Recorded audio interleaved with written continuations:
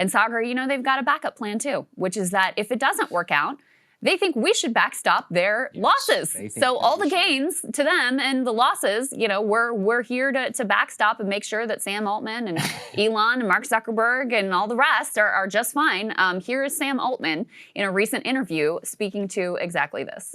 Some level, when something gets sufficiently huge, whether or not they are on paper, the federal government is kind of the insurer of last resort, as we've seen in various financial crises and insurance companies screwing things up. So I guess, given the magnitude of what I expect AI economic impact to look like, I do think the government ends up as like the insurer of last resort, but I think I mean that in a different way than you mean that, and I don't expect them to actually be like writing the policies in the way that maybe they do for nuclear. And there's a big difference between the government being the insurer of last resort and the insurer of first resort. Last resort's inevitable, but I'm worried they'll become the insurer of first resort, and that I don't want. So he says there the government is de facto the insurer of last resort. I mean, basically what he's saying is we're going to be too big to fail. We're already probably. They already are. We're already too big to fail. I mean, this is what we're tracking when we talk about how the whole American economy is just basically one big bet on AI. Yep. Most of, all the construction growth is data centers. And then all of the growth of the stock market is these AI and tech stocks. They're, rather than coming up with plans like detailed solutions to deal with the housing crisis and healthcare and whatever, they're just like putting all their wishes in the magic bucket of somehow, AI is going to come to the rescue and save us all. So Sam Altman has been getting a lot of heat over those comments and over a suggestion that he may want government funding to help him build out his data centers. So not just be insurer of last resort, but we're then actually on the hook for their build out. And the reason that this is a question is, first of all, because some of the comments he made, but number two, because they've said they're going to spend trillions of dollars on data center build outs when their revenue is not anywhere close to being able to float that sort of thing. So let me go ahead and play D3, which speaks to this issue of wait a second, how are you going to spend trillions of dollars on these data centers? And then I'll give you Sam's response on the other side. How can the company with $13 billion in revenues make $1.4 trillion of spend commitments? And you've heard the criticism, First Sam. of all, we're doing well more revenue than that. Second of all, Brad, if you want to sell your shares, I'll find you a buyer. I just, enough. People are, I think there's a lot of people who would love to buy OpenAI shares. I don't think you would. Including myself. Including myself. People who talk with a lot of breathless concern about our compute stuff or whatever that would be thrilled to buy shares. So I think we could sell, your shares or anybody else's to some of the people who are making the most noise on Twitter, whatever, about this very quickly. We do plan for revenue to grow steeply. Revenue is growing steeply. We are taking a forward bet that it's going to continue to grow, and that not only will ChatGPT keep growing, but we will be able to become one of the important AI clouds, that our consumer device business will be a significant and important thing, that AI that can automate science will create huge value. So, there are not many times that I want to be a public company, but one of the rare times it's appealing is when those people are writing these ridiculous OpenAI is about to go out of business and, whatever. I would love to tell them they could just short the stock, and I would love to see them get burned on that. But, we carefully plan. We understand where the technology, where the capability is going to go, and how the products we can build around that and the revenue we can generate. We might screw it up. This is the bet that we're making, and we're taking a risk along with that.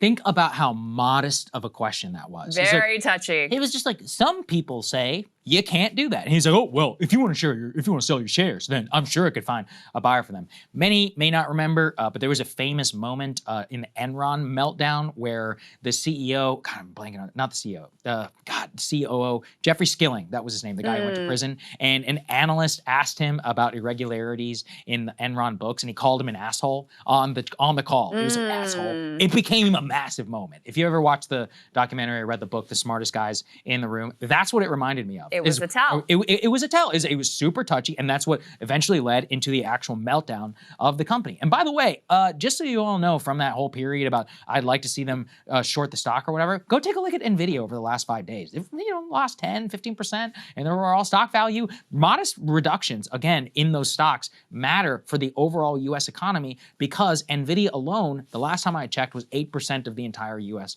S&P 500. 80% of all S&P 500 gains over the last year are from AI stocks. They are the only reason the United States is not currently in a full-on recession because of AI data cap spending. So if they stop spending on the data centers, and then what's going to happen? If they come up short, I mean, think about, they've set up a system where a $13 billion company with $1.2 trillion in outlays is a failure if it only spends $100 billion, $200 billion. That's still a lot. That's very profitable, right? That's an awesome company that was able to go, but they are saying, we're not just going to the moon, we're going to Saturn. It's Right. like, so if they fall short and we only go to Mars, then you're like, oh, it's a whole failure. Well, and that's the problem. Yes, and here's the thing too with his response there of like basically like, well, our stock's going to keep going up. Right. It's like that doesn't answer. That is not actually responsive to the question of how you're going to fund this massive build out that you're promising, and speaks to the concerns that you're like hoping that the U.S. government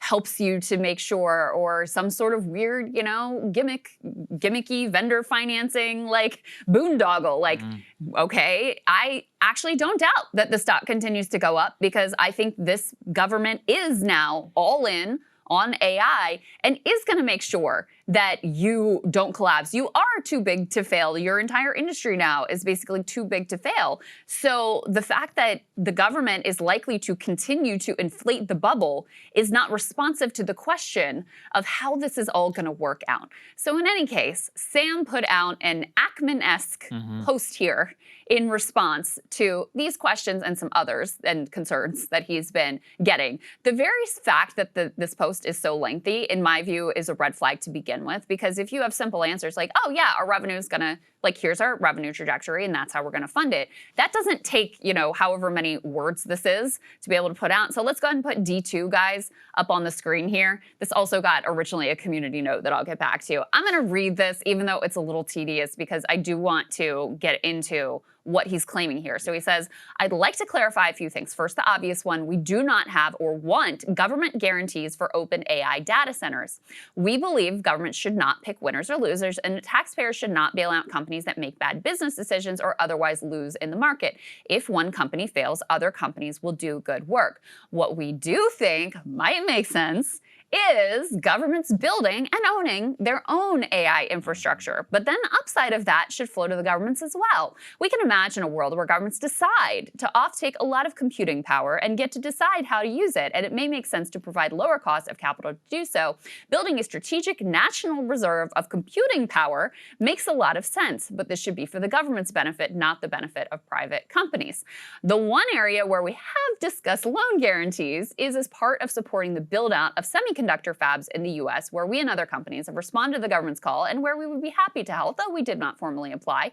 The basic idea there has been ensuring that the sourcing of the chip supply chain is as American as possible in order to bring jobs and industrialization back to the US and to enhance the strategic position of the US with an independent supply chain for the benefit of all American companies. This is, of course, different from governments guaranteeing private benefit data center build-outs. So just on that first part, right? He's saying, oh no, we totally, like, if companies fail, they should go under. We totally don't want the federal government backstopping our data centers. But we do think here's some ways that government should actually backstop data centers. And, it may be more for their benefit, but of course it would benefit OpenAI as well if, the government is getting involved in the business of building this strategic national reserve. In theory, it's not a horrible idea. It's that in practice, what it would be done is a way for OpenAI to offset its huge capital expenditure onto the taxpayer while they get to benefit from it. Now, in theory, if we were to build or own some stake in it, this is one reason I was very pro the Intel deal. The whole reason that I thought we should have taken 10% in Intel is like, yeah, at the end of the day, this company basically destroyed itself on the back of shareholder capitalism, and you do need some impetus in terms of a national strategy to say absolutely not, no, we're going to take a stake in this company, we're going to guide you in direction of the nation. The issue with just having that and then basically privatizing, or no, socializing the biggest cost center for these people is it would actually be a boon to their stock price while also not getting anything from them in return. What are the public things that we would all want from OpenAI? For me, what it would be is this whole porn suicide thing, it's over. It's over. Like anything that subsidizes or encourages addictive or mental health, behaviors which are detrimental to the user, absolutely not. I think that we should all have a real say in that. And as a result of us, let's say, taking some of that off, a huge amount of your compute power is going to go to stuff which we think is more beneficial. Why don't you actually solve cancer? Why don't you actually, go and point at some of the directions that we think that you should do? That's what we, as a society, we should try to use this technology, especially if we're going to bail it out or provide some of a subsidy, then into the benefit of what we can agree as like a democratic society for what we want from it. But instead, that's not what's going to happen. David Sachs said there will be no federal bailout of AI. He's the White House AI czar. We'll see. To be honest, I'm not sure they have a choice. Like if you allow it to fail, we are in a full-blown recession. Full-blown. Like we have no manufacturing. We have nothing. Yes, the interest rates would come down, but stock portfolio will crater. Do people remember .com? At one point, stock went down by 99%. Like we will see a full-blown meltdown in assets for the boomers. Yeah. So they'll have nothing if you're trying to retire. Could be worse, but for them, like their stock portfolios will melt. They will have nothing. Younger folks, of course, will bear the brunt because reduction in stock means no hiring, and then there'll be a huge mass layoff. And then what? Like at that point, no one's going to be buying many houses because a lot of people use margin accounts, like the rich people who buy houses, they use margin accounts on their assets to buy, and there'll be no tax subsidy. Like it'll be bad. Yeah. Like bad. I don't know if they have a choice but to bail it out. We don't have anything else. And that was the logic of the bank bailout. Yes. Was like, listen, we all know that this is not, but like, what if we let these institutions fail? We don't know what that looks like. Like that could be a total calamity. Yeah, it would have been a calamity. That you can't recover. So yeah, it's gonna be ugly, but we don't know. And so too big to fail it means that they want to make it the logic such that the government has no choice or feels that they have no choice anyway, that the pain of allowing this organization to fail is so great that it's not like you need Sam in there advocating. The logic of the system is what makes it too big to fail. And yes, we're already there. These tech stocks are covering up so many glaring disasters in the American economy. If you put the tech stocks, the Magnificent Seven or whatever, aside, and you look at the rest of the performance of, consumer stocks and banking stocks, et cetera, our stock market is actually underperforming even the European indexes. So the fact that we have, NVIDIA primarily, but all these other tech stocks, Tesla, which is completely overvalued, insanely overvalued, that these things keep going up and up and up, creates the illusion of momentum and growth in the economy that, that Trump can hang his hat on and that a bunch of rich people are benefiting from.